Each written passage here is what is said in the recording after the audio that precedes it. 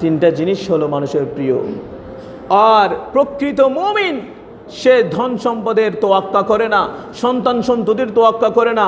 যে মদিনাওয়ালার কাছে বিক্রি হয়ে গেছে সে কোন নেতার পিছনে দৌড়াদৌড়ি করে না। জোরে বলুন সুবহানাল্লাহ। কারণ তার অট্টালিকার প্রয়োজন নাই, তার ধন সম্পদের প্রয়োজন নাই, তার জায়গা জমির প্রয়োজন নাই, টাকা পয়সার প্রয়োজন নাই। কেন? বলে যে আমি মদিনাওয়ালাকে পেয়ে গেছি, আমার আর কোনো কিছুর প্রয়োজন নাই। জোরে বলেন সুবহানাল্লাহ। সেই কারণে মদিনা মুনাওয়ারা, এটার পূর্ব নাম ছিল ইয়াসরিব। আমার নবী যখন কদম রাখলেন সেটা ইয়াসরিবের পরিবর্তে হয়ে গেল মদিনাতুল মুনাওয়ারা। জোরে বলুন সুবহানাল্লাহ। ইয়াসরিব এটা মুনাফিকরা দিয়েছে। কেন? এই ইয়াসরিবে কেউ যদি আসতো সে মহামারীতে আক্রান্ত হয়ে যেত, অসুস্থ হয়ে যেত। এখানের অধিকাংশ সময় মানুষ রাতে অসুস্থ বোধ করত, কারণ আবহাওয়া ঠিক ছিল না। আমার নবী কদম দেওয়ার দেরি আল্লাহ এই মদিনাকে সুস্বাস্থ্যের নগরী পরিণত করে দিয়েছেন। জোরে বলুন সুবহানাল্লাহ। শুধু তাই নয়, হাকে শেফার অধিকারী করে দিয়েছেন। মদিনার মাটি এটাও শেফা। জোরে বলুন সুবহানাল্লাহ। মদিনার মাটি এটাও রোগের শেফা। কেউ যদি কোনো রোগের জন্য মদিনার মাটি বক্ষণ করে খায় ওষুধ হিসেবে, সেই ব্যক্তি আরোগ্য লাভ করবে। জোরে বলুন না সুবহানাল্লাহ। সেই কারণে সৌদি আরবের বাদশারা এখানে ঢালাই করে দিয়েছে, মাটি সহজে খুঁজে পাবেন না যারা মদিনা শরীফে গিয়েছে। অনেকে মাটি আনে এখান থেকে, কারণ এই মাটিকে হাদিসে পাকে আল্লাহ নবী বলেছেন এটা খাকে শেফা করে দিয়েছেন। খাক মানে হলো মাটি, ফারসিতে খাক বলা হয়। এই মদিনা শরীফের কি ফজিলত! আল্লাহর নবী হাদিসে পাকে বলেছেন কেউ যদি মদিনা শরীফে জিয়ারত করে فيالو من نبي أرسله بالمعجزات وشرف معضربات وجعل دينه الأقوام। আল্লাহর নবীকে এতগুলো মুজিজা দান করেছেন, এত 1,24,000 নবী পয়গম্বরকে এতগুলো মুজিজা দান করেন নাই। জোরে বলুন সুবহানাল্লাহ। আমার নবী হাতের ইশারা করলে চন্দ্র দ্বিখণ্ডিত হয়ে যায়। আমার নবী হাত নিচে রাখলে সেখান থেকে ঝর্ণা প্রবাহিত হয়ে যায়। জোরে বলেন সুবহানাল্লাহ। আর এক কদম উপরে তুললে মেরাজ হয়ে যায়। জোরে বলুন না সুবহানাল্লাহ।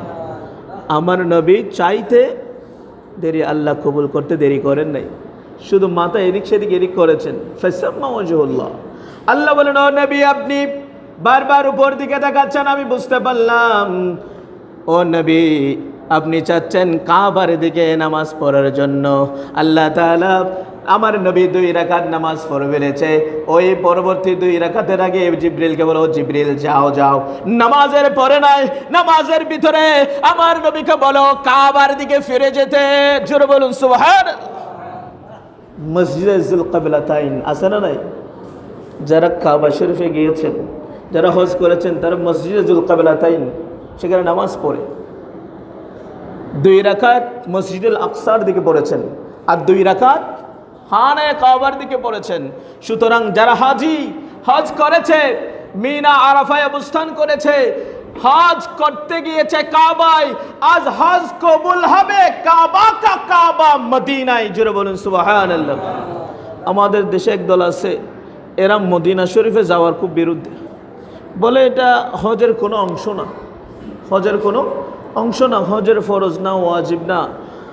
আরে যার মাধ্যমে আমরা হজ পেয়েছি সে হানে কাবা আমরা জিয়ারত করতে আজকে যাচ্ছি, উনি কাবা কা কাবা মদিনা, ওনার কাছে যদি না যায় তোমার হজ কবুল হবে না। জোরে বলুন নাউজুবিল্লাহ। কেননা আল্লাহ তাআলা বলেন যালামু আনফুসাহুম জাউকা ফাস্তাগফিরুল্লাহ ওয়াস্তাগফার লাহুমুর রাসূল লাওয়াজাদুল্লাহা তাওয়াবার রহিমা। চিৎকার দিয়ে বলেন সুবহানাল্লাহ। আল্লাহ তাআলা বলেন ও নবী আমার বান্দারা গুনাহ করবে, পাপ করবে, যখন গুনাহগার গুনার পাপের মধ্যে নিমজ্জিত হয়ে যাওয়ার পরে অনুশোচনা করবে, আপনি নবীর কাছে এসে যদি ক্ষমা চায়, আপনি যদি তার জন্য সুপারিশ করেন, তাহলে আমি আল্লাহ তার তওবাটা কবুল করে নিব। জোরে বলুন সুবহানাল্লাহ। এটা আমার বানানো কথা নয়, এটা কোরআন শরীফের আয়াত। وأيضا قال الله تعالى يا أيها الذين آمنوا اتقوا الله وابتغوا إليه الوسيلة। আল্লাহ তাআলা বলেন, ও মুমিনরা তোমরা আল্লাহকে ভয় করো, আল্লাহর নৈকট্য লাভ করার জন্য ওসিলা তালাশ করো। জোরে বলুন সুবহানাল্লাহ। ওসিলা ছাড়া তুমি দুনিয়াতে আসো নাই, আজকে ওসিলার বিরুদ্ধে করছো। সুতরাং হজ, তুমি মিনাতে থাকো, আরাফায় থাকো, যেখানে থাকো, কাবা শরীফ একবারে জায়গায় 6 বার না 20 বার না 100 বার তাওয়াফ করো, কিন্তু মদিনায় মুনাওয়ারা যদি না যাও, মদিনায় মুনাওয়ারার সাথে দুশমনি যদি অন্তরে রাখো, তোমার হজ আল্লাহর দরবারে কখনো কবুল হবে না। জোরে বলুন নাউজুবিল্লাহ। সেই কারণে আল্লাহ নবী বলেছেন, আমার রওজা যে জিয়ারত করেছে সে শুধু আমার রওজা জিয়ারত করে নাই, আমি জিন্দা অবস্থায় যেভাবে সাক্ষাৎ করত সেভাবে সে আমার সাথে সাক্ষাৎ করেছে। জোরে বলুন সুবহানাল্লাহ। কিভাবে বলেছেন? আন্নাহু ক্বাল মান যারা কবরি ওয়াজাবাত লাহু শাফাআতি, রাওয়াহু দারুল কুতনি। আল্লাহর নবী হাদিসে পাকে ঘোষণা করেছেন যে হাদিসটি দারুল কুতনি নামক কিতাবের মধ্যে বর্ণিত হয়েছে, যে ব্যক্তি আমার রওজা শরীফ জিয়ারত করেছে তার জন্য আমার শাফাআত ওয়াজিব হয়ে গেছে। জোরে বলুন সুবহানাল্লাহ।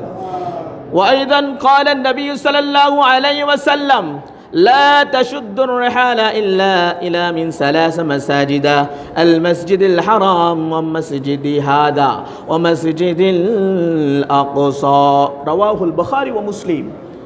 বুখারী এবং মুসলিমের এই হাদিসের মধ্যে আল্লাহ নবী নিজেই ঘোষণা করেন, 3টি মসজিদে তোমরা সওয়াবের নিয়তে যাও। জোরে বলুন সুবহানাল্লাহ।